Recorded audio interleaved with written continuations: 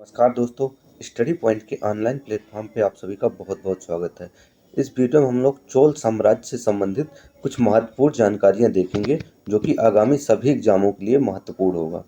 सबसे पहले हम लोग देखेंगे कि चोलों का जो प्रशासनिक ढांचा था वो कैसा था, साथ साथ इनका समाज कैसा था, यानी सामाजिक स्वरूप कैसा था। इसके बाद हम देखेंगे कि जो इनकी कला और स्थापत्य में जो इन्होंने विस्तार किया था वो किस प्रकार से था, और इसी से संबंधित जो प्रमुख शब्दावलियां हैं जो कि सभी एग्जामों के लिए महत्वपूर्ण है और लगातार क्वेश्चन उन शब्दावलियों से बनते हैं, उनको हम इसी वीडियो में देखेंगे। इससे पहले हम लोग चोलों से संबंधित संक्षिप्त परिचय और इनके प्रमुख शासकों और उनकी उपाधियों और उपलब्धियों को देख चुके हैं, जिसका वीडियो ऑलरेडी हमारे प्लेलिस्ट में अवेलेबल है, आप जा करके वहाँ से देख सकते हैं। तो चलिए स्टार्ट करते हैं। ठीक है, सबसे पहले हम देखेंगे इनकी प्रशासनिक संरचना यानी प्रशासनिक ढांचा कैसा था चोलों का। तो सबसे पहले हम देखते हैं जो राजा है वे सर्वोच्च शासक होता था, पूर्ण रूप से राजतंत्र स्थापित था। कहाँ पे? चोलों के समय पूर्ण रूप से राजतंत्र था। जो राजा था वो सर्वोच्च प्रशासक भी था, सेनापति और न्यायाधीश भी, जो सर्वोच्च न्यायाधीश भी थे। अंतिम निर्णय राजा द्वारा ही लिए जाते थे। उपाधियां इसने परम से परमेश्वर और चक्रवर्ती उपाधियां इसने धारण की थी। शाही जो आदेश थे वो शिलालेखों में लिखे जाते थे। जैसे उदाहरण के रूप में राजराज के भी अभिलेख थे और साथ साथ राजेंद्र चोल के भी कुछ शिलालेख मिलते हैं। खासकर इनका एक उत्तमेरूर अभिलेख फेमस था राजेंद्र का। ठीक है, तो याद रखिएगा। तो ये राजा से संबंधित इंफॉर्मेशन हो गई। अब हम देखते हैं इनका केंद्रीय प्रशासन और जो प्रशासनिक अधिकारी थे वो कैसे होते थे। ठीक है, साम्राज्य में जो आधुनिक मंत्रालय जैसे विभाग होते हैं, जैसे इस अभी हमारे वर्तमान में जिस प्रकार मंत्रालय और अलग अलग विभाग बटे थे, तो उस समय प्राचीन काल में भी चोलों के समय ऐसे ही विभाग बटे हुए थे। ठीक है, जो इनके प्रमुख केंद्रीय अधिकारी थे वो कौन से थे? जैसे प्रधानमंत्री या कि उसे महामंत्री भी कहा जाता था। यह राजा का मुख्य सलाहकार होता था, प्रशासन में समन्वय स्थापित करता था। साथ साथ जो आदेश होते थे राजा के, इनको लागू कराने का कार्य प्रधानमंत्री का होता था। ठीक है, ये याद रखिएगा। सेनापति जो था वो सेना का प्रमुख था, युद्ध और रक्षा के लिए सलाह देता था राजा को। जो पुरोहित थे ये भी इम्पोर्टेंट था। पुरोहित थे, इनको ये राजगुरु होते थे, धार्मिक वैधता के बारे में बताते थे और अनुष्ठान आदि से संबंधित जो भी इंफॉर्मेशन थी राजा को बताते थे। ठीक है, जो चौथा विभाग था वो दंडनायक का था, जिसमें से पुलिस और न्याय अधिकारी होते थे। पांचवा इंपॉर्टेंट है सचिव वर्ग, क्योंकि इसके कार्य थे अभिलेख लेखन, साथ ही कर अभिलेख से संबंधित जो इन्फॉर्मेशन होती थी, साथ साथ जो शाही आदेश लिखे जाते थे तो वे इसी सचिव वर्ग की देखरेख में लिखे जाते थे। तो इस प्रकार ये 5 प्रमुख विभाग थे, पांचों के नाम याद रखिएगा। ठीक है, राजगुरु, सेना नायक, दंड नायक और सचिव वर्ग, ये 5 प्रमुख विभाग थे, ये याद रखिएगा। जो चोल प्रशासन का बड़ा आधार था और लिखित अभिलेख प्रणाली से देखने को मिलता है। ठीक है, तो ये हमारी केंद्रीय प्रशासन हुआ। अब हम देखते हैं इनका प्रांतीय प्रशासन कैसा था, क्योंकि ये इंपॉर्टेंट है, यहाँ से क्वेश्चन बने हुए हैं। प्रशासन में जब हम देखेंगे तो प्रशासनिक इकाइयां बटी हुई थी, जो कि इम्पोर्टेंट है, एग्जाम में इनसे क्वेश्चन पूछा है, खासकर इनके क्रम को लेकर के। सबसे पहले साम्राज्य यानी केंद्र था, उसके बाद मंडल जो कि प्रांत था, वलनाडु एक कमिश्नरी प्रणाली थी, नाडु, ठीक है, जिलों को नाडु कहते थे, कुर्रम जो था एक तहसील थी, और ग्राम इसे उर भी कहते थे, ग्राम की जो सभा थी इसे उर कहते थे। ये क्रम याद रखिए क्योंकि ये क्रम बहुत बार पूछा, और इनका नाम याद रखिए, जैसे वाडु कमिश्नरी था, नाडु जिला था, कुर्रम तहसील थी, तो ये याद रखिएगा। ठीक है, जो मंडल था इसका प्रमुख शाही राजकुमार या गवर्नर होता था, जो कि एक बहुत बड़ा क्षेत्र होता था। ठीक है, वलनाडु कई नाडुओं का समूह, मतलब कई जिलों का समूह था, जिसे आधुनिक कमिश्नरी भी कहा जाता था। ये मध्य की इकाई थी। नाडु क्या था? जिला था, क्योंकि प्रशासन का मुख्य स्तर था। नाडु सभा प्रमुख होती थी नाडु स्तर यानी जिला स्तर पर। कुर्रम था जो उप जिला था, और सबसे अंतिम इकाई ग्राम थी, जो कि उर करके एक सभा होती थी वहाँ। तो ये पूरा का पूरा क्रम इम्पोर्टेंट है, इसको याद रखिएगा। प्रशासन जो कि बहुत इंपॉर्टेंट है, क्योंकि स्थानीय स्वशासन का जो मुख्य आधार था तो ग्राम प्रशासन ही था, जो कि चोलों की सबसे बड़ी विशेषता थी। ठीक है, जो ग्राम स्वशासन था, चोलों की प्रशासन की पहचान यही बनी थी आगे चल के। ठीक है, तो ग्राम संस्थाएं भी इसी के अंदर आती थी, जो कि प्रमुख 3 संस्थाएं थी, ये भी आप याद रखिएगा। सबसे पहला उर, सभा और नगरम, इनके अलग अलग कार्य थे। जैसे उर थे तो सामान्य गांव के लोगों की सभा थी, जिसमें सभी जाति के लोग शामिल होते थे, ये याद रखिएगा। अगला है सभा या महासभा, ये इंपॉर्टेंट है। ब्राह्मणों का गांव था, अग्रहार कहा जाता था। जो ब्राह्मणों का गांव था उसे अग्रहार कहते थे। सबसे संगठित थी। अगर पूछता है कि जो ग्राम स्तर पर संस्थाएं थी तो सबसे संगठित संस्था कौन सी थी, तो सभा या महासभा होती थी। जो कि ब्राह्मणों का गांव था वो सबसे ज़्यादा संगठित थी। और नगरम में व्यापारी नगर रहते थे। तो ये तीनों याद रखिएगा कि कौन कौन सी यहाँ पे संस्थाएं थी। तो उर, सभा और नगरम इनके प्रमुख जो होते थे, तो जैसे सभी जातियों के शामिल होते थे उर में, उसके साथ साथ जो सबसे संगठित थे और ब्राह्मण गांव था वो सभा में, और नगरम व्यापारी नगर था। ये याद रखिएगा, ठीक है। चुनाव प्रणाली इनकी देखते कैसे थे, तो इनकी चुनाव प्रणाली को कहा क्या जाता था, तो कुडबोले। अगर पूछता है कुडबोले क्या था, तो ये इनकी चुनाव पद्धति या चुनाव प्रणाली थी, ठीक है। इसमें कैसे चुनाव होता था कि एक कई जितने भी पात्र लोग होते थे उनका नाम पर्ची में लिख करके एक मटके में डाला जाता था, और वहाँ से एक छोटा बच्चा जाता था और कोई जो पर्ची निकालता था उसके बाद इन जिसका नाम आता था वही इन समितियों का प्रमुख होता था, ठीक है। तो ये याद रखिएगा इनकी चुनाव प्रणाली थी, जो कि विश्व की प्राचीन स्थानीय चुनाव प्रणाली थी, ठीक है। स्थानीय स्तर पर चुनाव ऐसे ही होते थे, जिसे कुडबोले बोलते थे, ये याद रखिएगा। हम समितियां यहाँ से भी क्वेश्चन एग्जाम में देखने को मिले हैं। जो सबसे महत्वपूर्ण भाग था वो उत्तर मेरूर अभिलेख में वर्णित है। तो अगर पूछता है कि ग्राम स्तर की जो समितियां थी चोलों के समय, उसका उल्लेख कहाँ किया गया है, तो उत्तर मेरूर अभिलेख में। अब प्रमुख समितियों को देखें तो सबसे इम्पोर्टेंट थे एरीबेरियम, जो कि जल से संबंधित समिति थी, ठीक है। वरियम मतलब समिति होता था। तो एरीबेरियम जल से संबंधित समिति थी, जिसमें से टैंक, सिंचाई, नहर मरम्मत और जल प्रबंधन देखा जाता था, ठीक है। तोट्टवरियम जो समिति थी वो बाग या उद्यानों से संबंधित समिति थी, जिसे तोट्टवरियम कहा जाता था। कृषि भूमि भी इसी में शामिल थी, बागीचे भी इसी में शामिल थी, और तीसरा खेती व्यवस्था भी इसी के अंदर होती थी। पोन्नवरियम धन से संबंधित, धन या कोष से संबंधित समिति थी, उसे पोन्नवरियम बोलते थे। मंदिर निधि या ग्राम कोष भी इसी के अंतर्गत आता था। ये तीन प्रमुख समितियां हुई। इसके अलावा और भी जो समितियां हैं, एक न्याय वरियम जो कि विवाद और निपटारे का कार्य करती थी, और पांचवा है निर्माण वरियम जो भवन, मंदिर और सड़क निर्माण का कार्य देखती थी, ठीक है। अभिलेख वरियम आता है जो रिकॉर्ड और दस्तावेजों का कार्य देखती थी, ठीक है। तो ये हो गई प्रमुख इनकी वरियम या समिति। तो याद रखिए 6 प्रकार की समितियां थी, 6 समितियां थी इनके समय, चोलों के समय, ये याद रखिएगा। जो समितियां थी ये वार्षिक रूप से मतलब वार्षिक होती थी। 1 वर्ष इनका कार्यकाल होता था, और पुनर्नियुक्ति के नियम भी इनके लिए बनाए गए थे। तो याद रखिएगा कि समितियां, मतलब ये जो समितियां थी, तो ये ऐसा नहीं था कि स्थायी समितियां थी, ये सिर्फ 1 वर्ष के लिए ही इनका गठन होता था। तो ये स्टेटमेंट में क्वेश्चन बन सकता है, ठीक है। समितियों के सदस्यों की योग्यताएं और अयोग्यताओं को भी स्पष्ट किया गया था कि कौन कौन सी योग्यताएं होनी चाहिए जो समिति का सदस्य बन सकता है। सबसे इम्पोर्टेंट है भूमि स्वामी होना चाहिए, करदाता होना चाहिए मतलब कर देता हो, साथ साथ वेदों का ज्ञान होना चाहिए।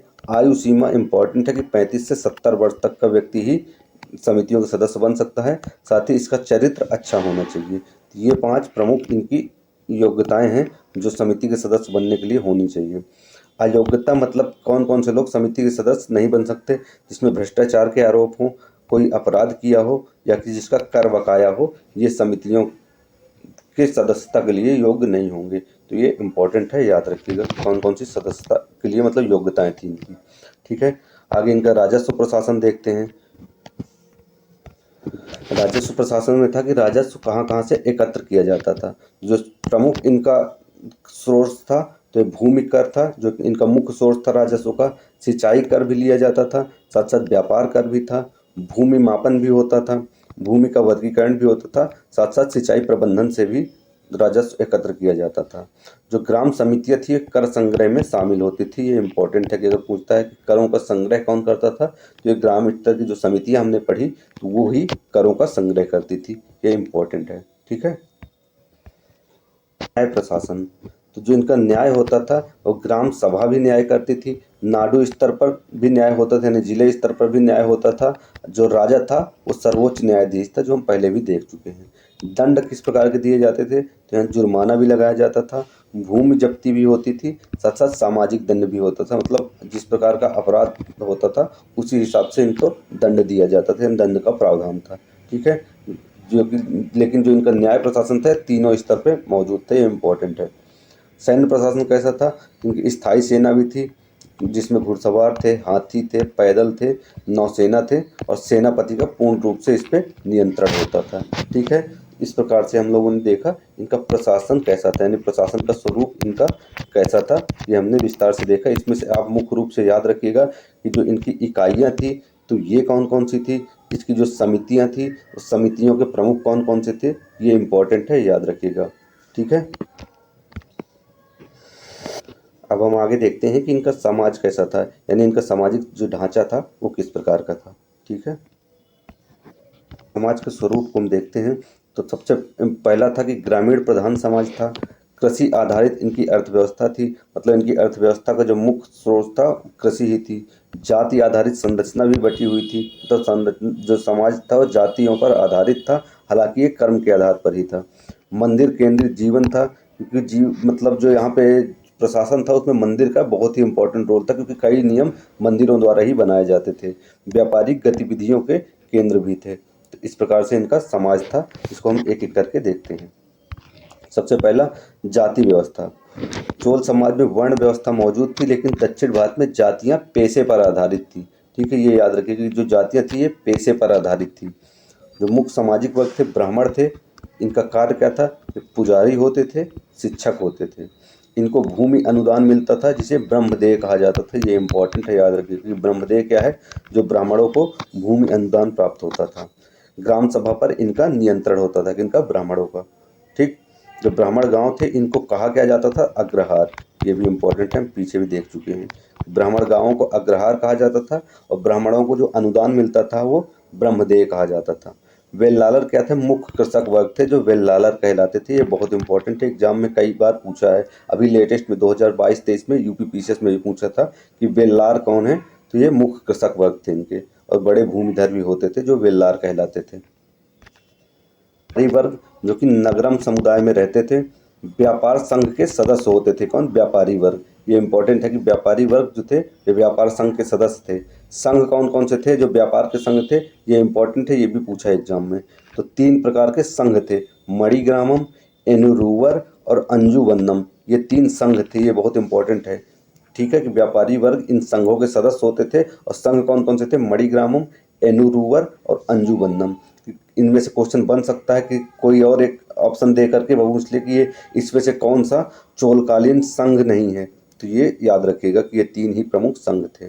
ठीक है, इनका जो व्यापार था दक्षिण और दक्षिण पूर्व एशिया तक फैला हुआ था। शिल्पकार थे कौन कौन?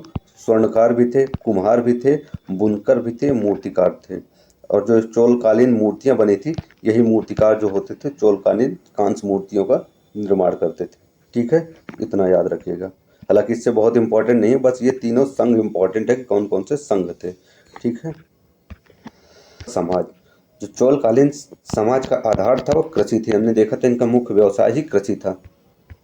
भूमि बटी हुई थी, जिसमें से ब्रह्मदेय भूमि थी जो कि ब्राह्मणों को दी जाती थी, देवदान भूमि थी जो मंदिरों को दान दी जाती थी, वेल्लालर भूमि थी जो कि बड़े बड़े किसानों की भूमि थी, सामान्य कृषक भूमियाँ भी थी। तो इस प्रकार भूमि के वर्ग थे। ये याद रखिएगा कि भूमि इतने प्रकार से बटी हुई थी। मुख्य रूप से इनकी फसल कौन कौन सी होती थी? तो धान थी, नारियल थी और गन्ना इनकी प्रमुख फसल थी। सिंचाई के लिए टैंक प्रणाली प्रचलित थी। तो ये याद रखिएगा कि सिंचाई किससे होती थी? तो टैंक प्रणाली से इनकी सिंचाई होती थी चोलों के समय। ठीक, इतना याद रखिएगा कृषक समाज से। पूछता है कि चोलों का समाज मंदिर केंद्रित था, तो ये स्टेटमेंट सही होगा। जो मंदिर थे समाज का केंद्र हुआ करते थे। इनकी भूमिकाएं क्या क्या थी?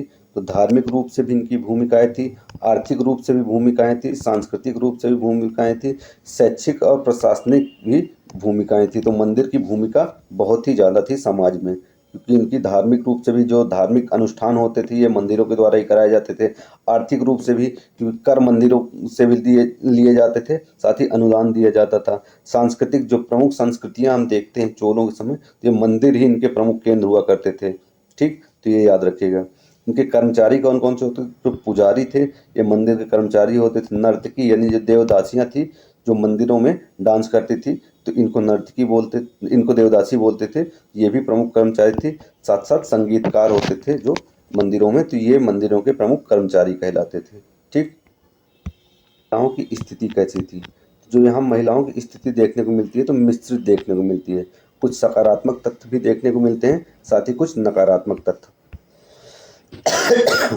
इनको सकारात्मकता किस प्रकार से मिली, तो दान का अधिकार था महिलाओं को, संपत्ति भी अधिकार कुछ स्तर पे मिला हुआ था, मंदिर में सेवा करने का अधिकार भी था, साथ ही कला के अधिकार भी महिलाओं को प्राप्त थे। अभिलेखों में महिलाओं को दान करता भी देखा गया है। ठीक, ये याद रखिएगा। नकारात्मकता तो पितृसत्तात्मकता फेमस थी, देवदासी प्रथा थी, साथ ही शिक्षा इनको सीमित रूप से ही दी जाती थी, साथ साथ सती प्रथा के भी कुछ उदाहरण देखने को मिलते हैं। ठीक, हमने गुप्त के समय देखा था कि सती प्रथा का जो सबसे पहला उदाहरण था तो एरड़ अभिलेख में मिला था, जो कि भानुगुप्त का था। ये भी याद रखिए कि सती प्रथा का पहला उल्लेख कहाँ देखने को मिलता है, एरड़ अभिलेख में, जो कि भानुगुप्त का था। ये गुप्त काल से संबंधित है। ठीक, ये याद रखिएगा। और व्यवसाय, यानी व्यवसाय कैसा था इनका, तो वस्त्र उद्योग भी थे, धातु कलाएं थी, मूर्ति कलाएं थी, जहाज निर्माण का कार्य भी होता था यहाँ पे। ठीक है। ग्राम समाज की संरचना देखें तो ग्राम जो था तो सामाजिक इकाई होती थी। ग्राम में वेल्लालर थे जो कि उच्च कृषक वर्ग थे, ब्राह्मण थे, कारीगर थे और श्रमिक, इस प्रकार से समाज की प्रमुख इकाइयाँ थी। ठीक, इनके जो आवास थे तो जाति के अनुसार ही बटे हुए थे। ये इनका हो गया प्रमुख समाज। इससे संबंधित कुछ तथ्य भी देख लेते हैं। जैसे जो वेल्लालर थे तो ये उच्च कृषक थे। ब्रह्मदेव क्या होती थी, ब्राह्मणों को जो भूमि दी जाती थी। देवदान, जो मंदिरों को भूमि दान दी जाती थी। नगरम, व्यापारी समुदाय जो होता था उसे नगरम कहा जाता था। एन्नू रूवर क्या था, अंतर्राष्ट्रीय व्यापारी संघ होते थे, एन्नू रूवर कहलाते थे। ये इंपॉर्टेंट है, याद रखिएगा।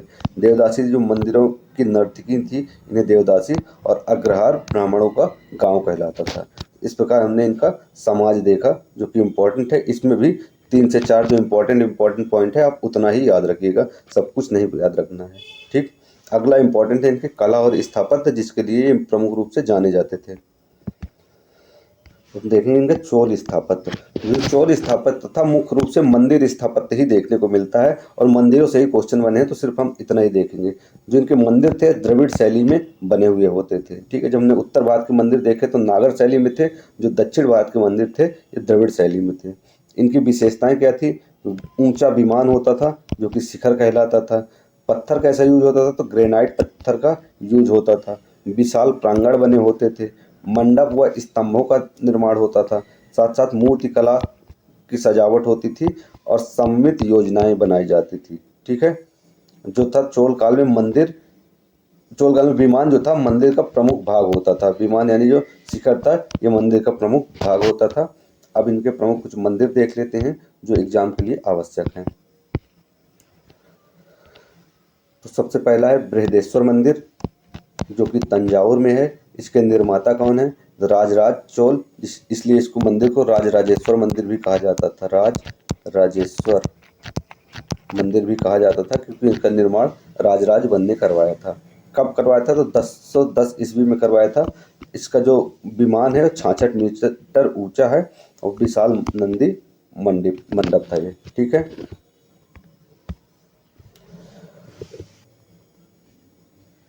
अगला मंदिर है तो गंगईकोंड चोलपुरम मंदिर है। इसका निर्माण करवाया था राजेंद्र चोल वन ने। अधिक अलंकृत शैली थी, यानी पिछले मंदिर से जो शैलियाँ थी मंदिर की इसके समय तक आते आते अधिक अलंकृत हो गई थी। विशाल शिवलिंग भी इसमें स्थापित की गई थी। अगला है ऐरावतेश्वरा टेम्पल, जिसे दारासुरम कहते थे। ये इंपॉर्टेंट है कि दारासुरम क्या था, ये मंदिर जो था ऐरावतेश्वर, तो इसको दारासुरम कहते थे। इसका निर्माण जो था राजेंद्र चोल सेकंड ने करवाया था। ये रथकार मंडप था और इसमें सूक्ष्म नक्काशी की गई थी। तो इन मंदिरों को याद रखना है कि किसने बनवाया और कहाँ है, ये इतना इम्पोर्टेंट है इसके लिए। अगला देखिए चोल मूर्तिकला कैसी थी, तो मूर्तिकला 2 प्रकार की देखने को मिलती है, पत्थर मूर्तियाँ और कांस्य मूर्तियाँ। इसमें इतना ही इम्पोर्टेंट है। इनकी विशेषताएं अगर देखना तो देखते जीवंतता होती थी, लयात्मकता होती थी, संतुलित अनुपात में बनाए जाते थे, साथ ही आध्यात्मिक अभिव्यक्ति का उपयोग किया जाता था, मतलब आध्यात्मिक अभिव्यक्ति देखने को मिलती थी। ये इनकी मूर्ति कला हो गई। एक ये इंपॉर्टेंट है नटराज प्रतिमा जो शिव की बनी थी तांडव रूप में, तो ये कब की थी, चोलों के समय की। इस प्रकार हमने इनका स्थापत्य देखा। तो इसमें से मुख्य रूप से मंदिरों का निर्माण इम्पॉर्टेंट है, जहाँ से क्वेश्चन बनते हैं। अब हम देखेंगे इनका जो सबसे इम्पोर्टेंट शब्दावलियाँ हैं, ये बहुत इंपॉर्टेंट है, क्वेश्चन लगातार यही बने हैं। हम देखेंगे 30 से 40 शब्दावलियाँ जो कि एग्जाम के लिए आवश्यक हैं, क्योंकि इनसे शब्दावलियों से लगातार क्वेश्चन पूछता है, डायरेक्ट क्वेश्चन इन शब्दावलियों से ही बने हैं। तो चलिए स्टार्ट कर देखते हैं तब शब्दावलियाँ कौन कौन सी हैं। प्रशासनिक शब्दावलियाँ, तो मंडल जो होते थे इन्हें प्रांत, जैसे प्रांत थे इन्हें मंडल कहा जाता था। वलनाडु क्या था, जो मंडल के अंतर्गत बड़ा जिला होता था जिसे कमिश्नरी भी कहा जाता था। नाडु क्या था, जिले को नाडु कहते थे। कुर्रम क्या था, उपजिला या तहसील जो होती थी इन्हें कुर्रम कहा जाता था। उर इम्पोर्टेंट है कि जो कि सामान्य ग्राम सभा होती थी उसे उर कहा जाता था। सभा या महासभा क्या थे, ब्राह्मणों की जो ग्राम सभा थी। और नगरम तो जो व्यापारी नगर सभा थी, तो ये नगरम कहलाती थी। ये तीनों याद रखिएगा कि ये प्रमुख सभाएं थी ग्रामीण स्तर पर। जो नाडु प्रशासन की मुख्य इकाई होती थी, नाडु यानी जो जिला था ये प्रशासन की प्रमुख इकाई होती थी। ग्राम प्रशासन से संबंधित कुछ शब्द देखें। कुडबोले क्या था, इनकी चुनाव पद्धति जो पर्ची प्रणाली पर आधारित थी। मतलब जो ग्रामीण स्तर पर, स्थानीय स्तर पर चुनाव होते थे ये कुडबोले पद्धति से, यानी चुनाव जो पद्धति थी इसको कुडबोले कहते थे, इससे चुनाव होता था। तो ये याद रखिएगा। वरीयम जो थे, समितियों को वरीयम कहा जाता था। एरी वरीयम जो थी, जल प्रबंधन से संबंधित समिति थी। आगे तोट्टवरियम जो थी, तो बाग और उद्यान से संबंधित समिति थी, जिसे तोट्टवरियम कहा जाता था। पौनवरियम जो था, धन और कोष से संबंधित समिति थी। संवत्सर वरियम जो वार्षिक समिति थी। धर्मवरियम धार्मिक समिति थी, जिसे धर्मवरियम कहा जाता था। इनका उल्लेख देखने को मिलता है उत्तर मेरूर अभिलेख में, इन समितियों का उल्लेख देखने को मिलता है। भूमि व राजस्व से संबंधित कुछ शब्दावलियां हैं, इनको देखते हैं। ब्रह्मदेय क्या होता था, जो ब्राह्मणों को दी गई भूमि, यदि ब्राह्मणों को जो अनुदान में भूमि दी जाती थी उसे ब्रह्मदेय बोलते थे। देवदान था, जो मंदिरों को भूमि दान में दी जाती थी। वेल्लालर जो थे, जो भूमिधर कृषक वर्ग थे, खासकर जो उच्च कृषक वर्ग थे इन्हें वेल्लालर कहा जाता था। ये क्वेश्चन बना है कई बार एग्जाम में। इरई इंपॉर्टेंट है, ये भी क्वेश्चन अभी लेटेस्ट किसी एग्जाम में पूछा है कि भूमि कर था, इसे इरई कहा जाता था। कड़मई क्या था, कर या राजस्व देयता जो होते थे उन्हें कड़मई कहा जाता था। ठीक है, भूमि कर इनका मुख्य आय था, ये हम ऑलरेडी देख चुके हैं। समाज से संबंधित कुछ शब्दावलियां हैं, इनको देखते थे।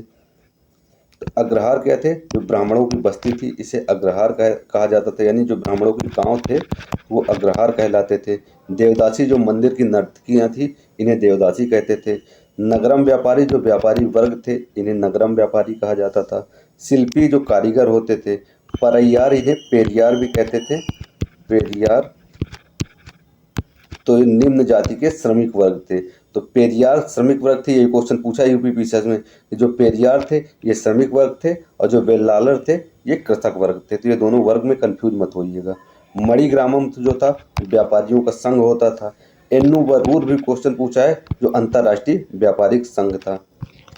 ठीक, अगला है अंजुवन्नम, जो समुद्री व्यापारी समुदाय होते थे इसे अंजुवन्नम बोलते थे। ये इंपॉर्टेंट है, ये भी याद रखिएगा।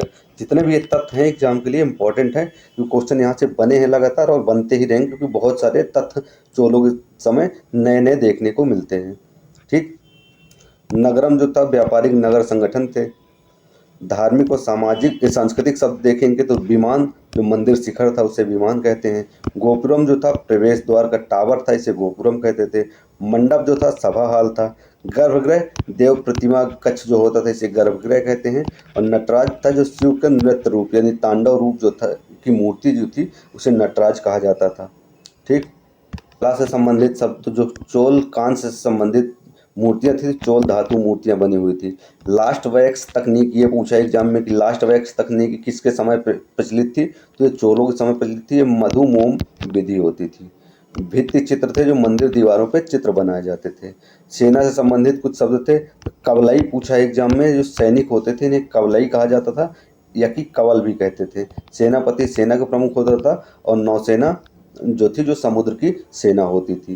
ठीक है, तो इन शब्दावलियों को आप 2 से 3 बार देखिए, क्योंकि इन शब्दावलियों से कई बार क्वेश्चन बने हैं और बनते भी रहेंगे, क्योंकि इनमें जितने भी नए तथ्य हैं जो एग्जाम के लिए आवश्यक होते हैं, क्योंकि एग्जामिनर इन्हीं तथ्यों को पकड़ता है। ठीक, तो इस प्रकार से हमने इनका प्रशासन देखा, समाज देखा, स्थापत्य देखा तथा इनसे संबंधित शब्दावलियों को भी विस्तार से देखा जो एग्जाम के लिए आवश्यक है। ठीक, अगर इनके शासकों और उनके योगदान और साथ साथ जो उनकी उपलब्धियां उपाधियां हैं उनके बारे में जानना है तो वीडियो ऑलरेडी हमारी प्लेलिस्ट में अवेलेबल है, आप वहां पे जाकर के देख सकते हैं। और इसी प्रकार के वीडियो देखने के लिए इसको लाइक करें, इस चैनल को, साथ साथ हमारे चैनल को सब्सक्राइब करें। धन्यवाद।